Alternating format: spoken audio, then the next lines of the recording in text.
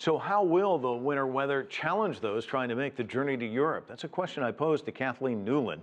She's a senior fellow and co-founder of the Migration Policy Institute.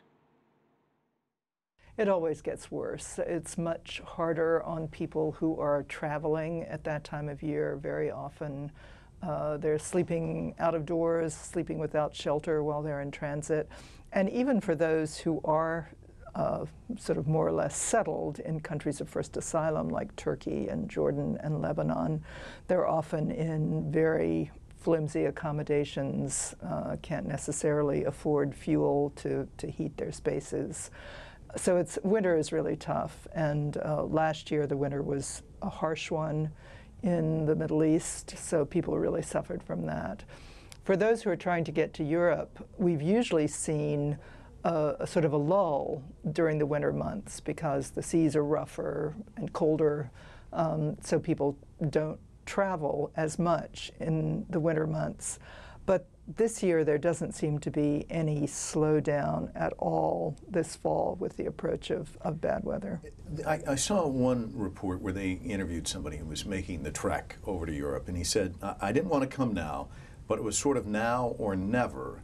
And you can read into that, it's the winter months, I got to get out, or you can read into it, perhaps the doors will close.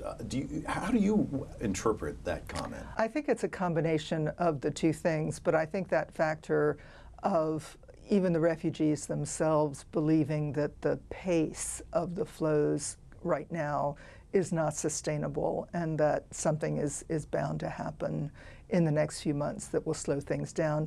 UNHCR estimates 660,000 refugees in Lebanon will need assistance to stay dry and warm. I saw where Oxfam is coming in with plastic sheets to try and, but when you think about plastic sheets, it's not a lot. There's still such a great need, isn't there?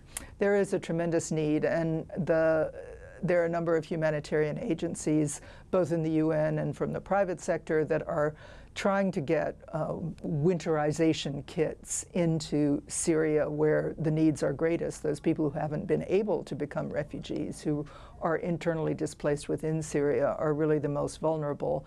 So I've been in warehouses on the border in Turkey where people are putting together packets that include waterproof mattresses, rubber boots for children, warm jackets, hats, gloves, just very basic, simple things like that that can really mean the difference between people staying healthy over the winter or succumbing to the effects of cold. There needs to be a much more systematic global effort to deal with the effects of the crisis in Syria, on the assumption that the war is not going to end anytime soon. Even though there are diplomatic efforts going on, there are going to be millions and millions of people in dire need for the next many months, even years.